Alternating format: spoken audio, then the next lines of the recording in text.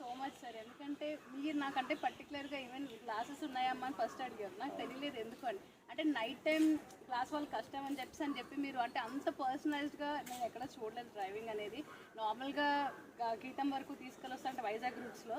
కానీ ఇది మాత్రం అంటే ఫస్ట్ మేము ఆల్రెడీ నేర్చుకున్నాం 6 years బ్యాక్ ఇండియాలో. కానీ మాకు చాలా హ్యాపీగా అనిపిస్తుంది. లైక్ మీరు చాలా బాగా చెప్పారు. నిన్న యాక్చువల్లీ మమ్మీని తీసుకెళ్ళాలి బయటికి అన్నప్పుడు మిమ్మల్ని అడిగాను. ఎందుకంటే మీరు చెప్తారు కాబట్టి కరెక్ట్గా సర్టిఫైడ్ కాదా అని చెప్పి మీరు ఏమన్నారు, కొంచెం చూసుకొని తిగండి అమ్మా అన్నారు. సో ఆ కాన్ఫిడెన్స్ నాకు ఇచ్చారు. నేను నిజంగా తీసుకెళ్ళొచ్చాను. చాలా హ్యాపీగా. ప్రాక్టికల్గా మీరు ఓన్గా మీరు రియల్గా ట్రై చేస్తున్నారు కదా, డ్రైవింగ్ స్కూల్ డిఫరెంట్గా ఉంది.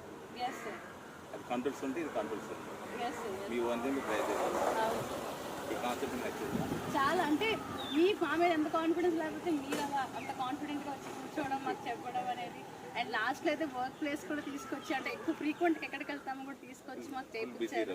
ఇంత బిజీ రోడ్స్లో మొత్తం అంతా అంటే పూర్ణ మార్కెట్, దస్పలా హిల్స్, ఇంకా రామ్నగర్ కూడా వెళ్ళాము. అక్కడ పార్కింగ్ అక్కడ లైక్ జడ్జ్ కోర్ట్ దగ్గర కూడా పార్కింగ్ చేయడం అంటే లైక్ రివర్స్ చేయడము, యూటర్న్స్ చెప్పడము, ఇవన్నీ చాలా కష్టం. బట్ నాకైతే మొత్తం చాలా బాగా చెప్పారు. అయితే నాకు ఇంటి దగ్గర ఇంటి పక్కన చెప్పలేదు.